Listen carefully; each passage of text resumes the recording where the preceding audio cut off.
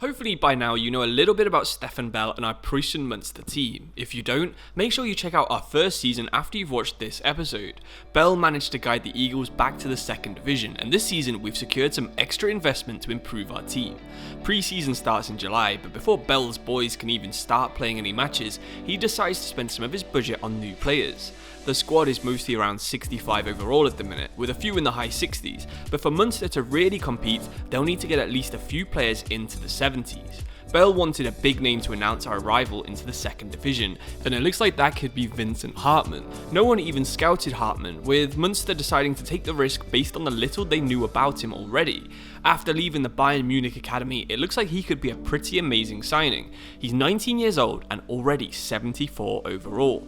Bell also wanted to pad out the squad with some more depth as well. After the spending spree ends, we transformed our team from a 66 overall side to a 72 overall side. Munster can compete in this league for sure.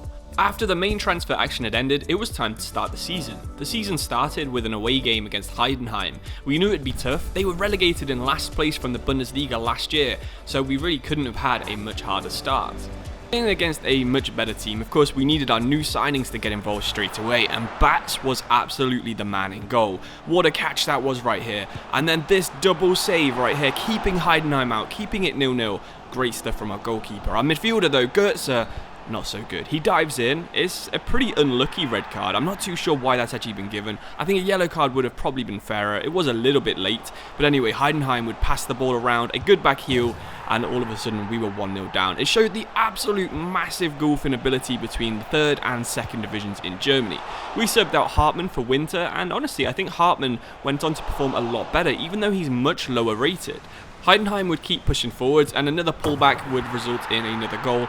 There's nothing really we can do to stop those. Our goalkeeper isn't going to save everything, and you can see that really this just shows how unlucky we were getting in this game. That could have rebounded to Winter about 4 different times, but somehow their goalkeeper comes out with it. Last minute of the game, and Heidenheim would get a hat-trick and a 3-0 win. It was an unlucky but hard away loss, and this was followed up by a game against Holstein Kiel at the Preussen Stadium. The excitement from our pre-season games and some of our new signings looked like it had crept into the league. We had a sellout 15,000 fans showing up for our first home game in the second Bundesliga. We did nearly concede a goal basically straight away from that header, but we were actually on top for the majority of the opening half. Putting the corner in from Hartmann, and Lawrence is 6'7", he can't quite get there, and Batmaz's shot bounces off the goalkeeper. We continue pushing. Hartmann with a cool flick. It would fall to Schad, and he couldn't finish either. And finally, Batmaz gets our first goal in the second division. Of course it would be him. Who else would have scored a goal like that? A total tap-in, total poacher's finish right there. Nothing a goalkeeper can do about that. Instantly though, we conceded, and we had a real problem with that all through pre-season and also into our opening couple of games. A bad goal to concede, and we did nearly concede almost straight away. Goalkeeper saving it almost into his own net.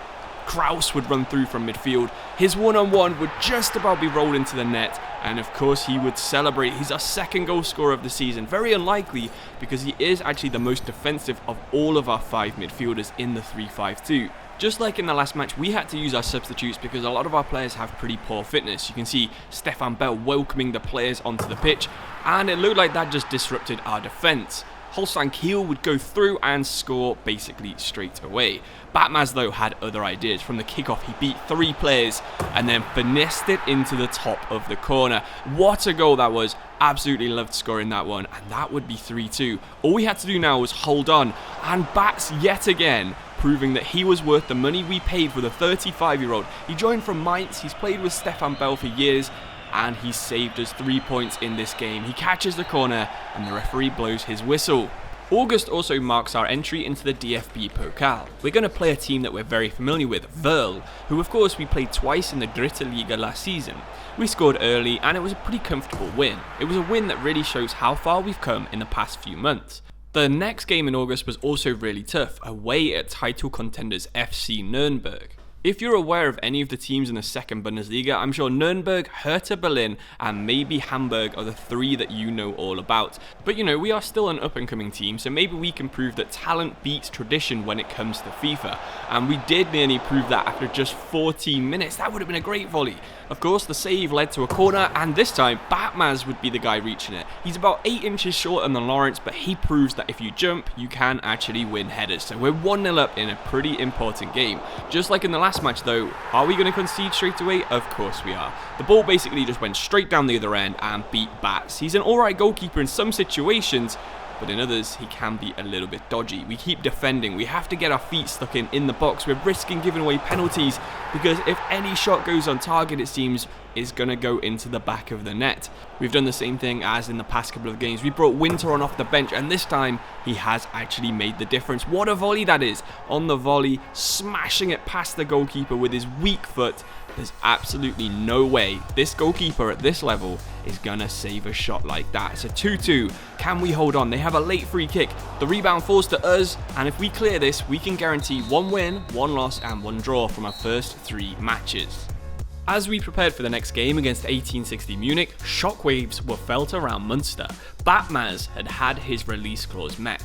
If you don't know this guy, he was our star and the main reason we got promoted last season. We had absolutely no choice but to accept, and he'd be heading to a fellow second Bundesliga side for just over £3 million.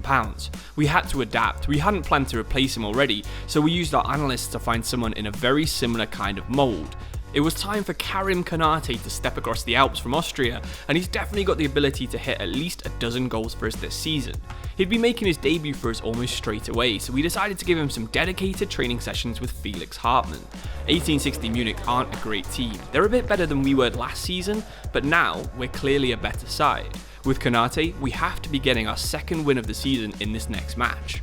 I'd be lying if I said this wasn't probably the worst first half of any game this entire season. Seidel had this chance right here that was saved round, but then it was basically half time. Karim Konate on his debut, we had such high expectations, but he got 0 goals and had 0 shots. Maybe he just needs to get in the game in a different way. Well, we passed the ball to him on the edge of the box. He found Seidel. Seidel tried to go around the goalkeeper, but it's just great goalkeeping right there. Nothing that Seidel did wrong, nothing that the goalkeeper did wrong either. And 1860 Munich will now attack. Great save from Bats. So both goalkeepers being very good in this match actually. We're going to clear the ball off the line after a really risky keeper charge that somehow paid off, and Konate gets on the ball, the edge of the box. He finds Bukama and it's hit the crossbar. That should have been his first assist even if he hadn't scored, but Konate has a chance now. And he finally does it. The 91st minute, he's got his first goal for Munster. That goal could be absolutely massive. You can see what it means to Stefan Bell and the rest of his team. What a finish it was as well. Sort of chipped into the top corner. No goalkeeper in any league, even the Bundesliga, is going to save that. And it was the last kick of the match, which makes the 3 points even sweeter. Now, it's an understatement to say these next few games belonged to Karim Konate. We're going to montage them so that we can get through the action a little bit faster and towards the business end of the season, but make sure you keep an eye out for Konate because he's about to do the business himself. Straight away against Paderborn, what a cross that was from Reina, an amazing finish from Konate with his head. Hartmann gets the penalty that puts us ahead against St. Pauli, and then this play right here, probably some of the best play we'll do all season, could have resulted in a goal. Now this is probably our goal of the season so far. Konate from the edge of the box, just curling it straight past the goalkeeper. You can see why he's got so much swagger. Again, Hartmann, this could also realistically have been goal of the season. A cool flick up and then nearly a volley. And all of a sudden it was time for the Batmaz to return. He would actually get the assist for that goal right there, heading it down, and Darmstadt would be ahead after 37 minutes. 1-on-1, Batmaz basically refused to score against us. He had another chance right here as well. Batmaz 1-on-1 again, another great save. Now it's time for Munster's replacement, Konate. Can he have enough pace? Not quite, and we would actually go on to lose this game. And that's going to be the end of our little montage, because right now we have a game we want to show in detail. We're going to be playing against Hoffenheim in the DFB Pokal. So this is going to be the toughest match of our season by far. Playing against a Bundesliga side with a very similar looking kit. and it's going to be important. If we win this one, we can get quite a big transfer budget going into January. See a few lucky rebounds right there, thankfully falling to us. Konate, can he prove he could do it against the Bundesliga? He chips the goalkeeper, but Nsoki just gets there.